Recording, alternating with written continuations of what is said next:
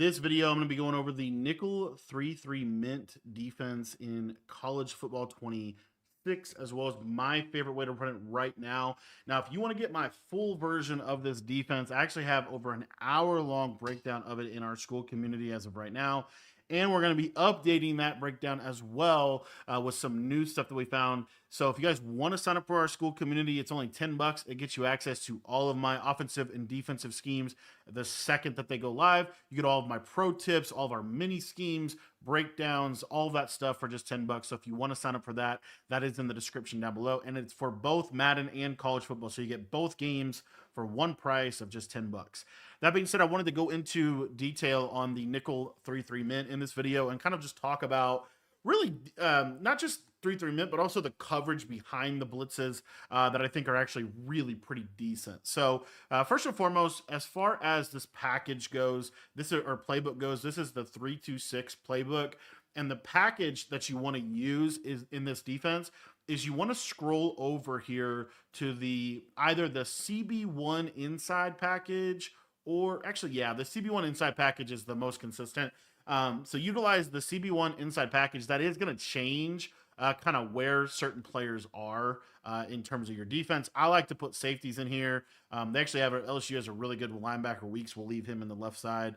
Peyton is a beast. And then on the downside here, you can actually sub in edge, edge players over here as well. So I like to put edge players down here.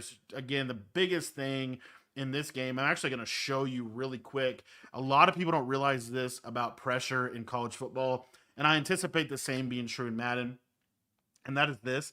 If you go through here and look at your defensive tackles, you're going to notice that most of them are ridiculously slow. As you can see here, this starting defensive tackle is 64 speed.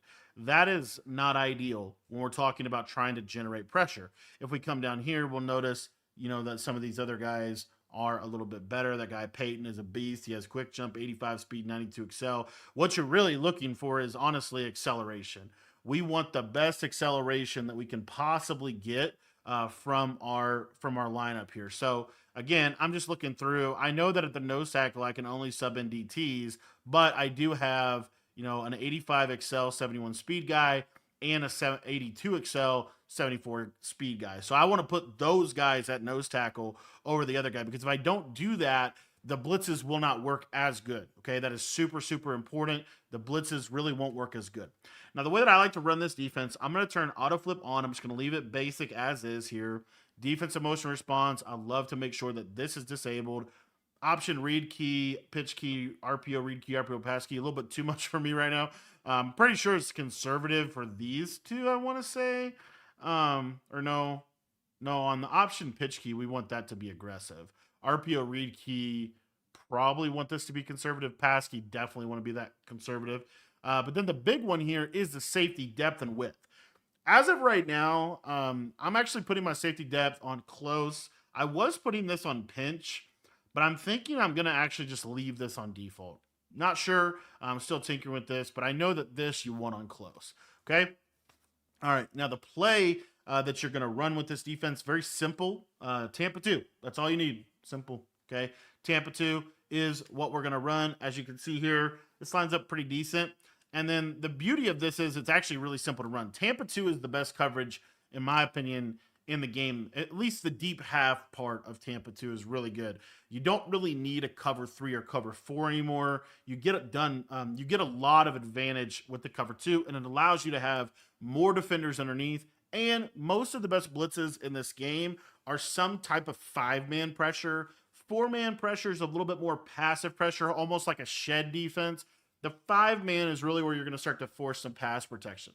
So what you're going to see here in terms of the actual blitzing component is we're just going to spread our line. We're going to blitz this guy straight down.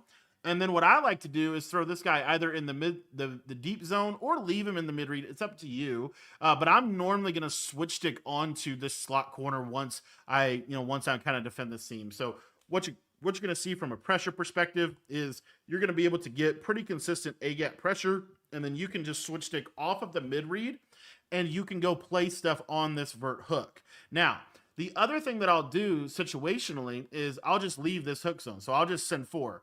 When you send 4, what you want to do is you want to slant your defensive line inside, and then you want to QB contain. You notice here that it's going to change this blitz angle significantly, and it actually gives us a chance to get some pressure. Now, the way that I normally get the pressure is I'm going to stand kind of over in this area, try to pull that guard in just for a second, and try to get the pressure that way. It is something that you can do. So I'll show that again. And then another thing here, let's say I want to hop on this guy. If I ever want to, I can always just hop on this guy. And normally this will make that 4-man pretty consistent. That is also going to allow me to then drop more players into coverage. So I have a 4-man blitz, I have a 5-man blitz, and yes, I do have a 6-man blitz. If you ever want to send 6, the reason why you would send 6 is because they're blocking a running back or a tight end. So what you're going to see here is if we just send 6, just with this guy right here, you don't want that guy to go down into the gap, though. You want him to leave back. But if I send 6, I'm pretty much set up coverage-wise as well. That's what I like about this defense is it's fairly, it's fairly simple to run. And if they block a running back, a lot of times here, I'll get this slot corner coming in off the left side. And again, I'm in that cover 2 type of defense. The other cool part about this defense is if I ever want to get aggressive, I can always get aggressive simply by shading inside and underneath on my coverage. That's going to make my yellow zones play really, really aggressively. That's going to make, and then I can kind of get into a coverage like this. And now we're playing, a fairly aggressive form of coverage defense within it. So the cool part about this defense is you pretty much are basing out of a cover 2 shell, which I think is one of the better shells in the game. Your base blitz is this send 5 right here, where we're going to be able to consistently get pretty good pressure, and we don't really have to hover, right? We can just get into coverage. You see, we're going to get clean pressure. If they're going to send 5 out, we're going to get really, really clean pressure here. And then the other thing is kind of off of the blitz component, we can just send a basic 4-man rush and have a chance for a pretty decent shed. Right, a pretty decent shed or a potential, guy coming in free off of the edge could potentially happen within the 4-man. Obviously, if you hover, it's a little bit better than if you don't hover. The other thing that we have is the capability now to be able to send 6, really from a pretty straightforward look. And the beauty of the send 6 is they're going to have a hard time blocking it with a running back and a tight end. You're going to get pretty decent pressure because you're devoting a little bit more resources to your blitz. The other thing I forgot to say about the send 4 is another thing you might want to do is if you want to have a quarterback spy for the underneath, you can totally do that. You can spy this guy on the backside, and normally your 4-man will be able to still come in. One of my favorite adjustments is to go ahead and bluff blitz this guy on this left side. Let's see if it actually, never mind. I think because I changed, I don't know if is it a play art bug or if it's because I changed the package for some other reason. But anyway, this is the 4-man. As you see there, we're getting a little bit of a loop, and then we're also getting ridiculously good coverage out of this defense as well. The only other thing is if you blitz this guy down, the other thing that you can do is you can actually slant your D line to the right side. That's going to cause a natural loop within the blitz angle. Let me show you that real quick. And this is a crossfire variation of it. So obviously crossfire is still a good way to blitz in this game. But in general, I normally like just the basic A-gap blitz angle. And again, all you have to do to trigger that is simply just blitz the linebackers. By spreading your line, you're going to give yourself a little bit better chance of the edge pressure coming in on the right side. And then you're pretty balanced from a coverage perspective. And the cool part about it is too, you don't have to be you don't have to use her any specific way. You're still going to be able to trigger it even if you're on the right side. So that is the nickel 3-3 mint defense, at least one version of the nickel 3-3 mint defense. This version of it is pretty decent in terms of just its capability to be able to get pressure against all kinds of different offenses.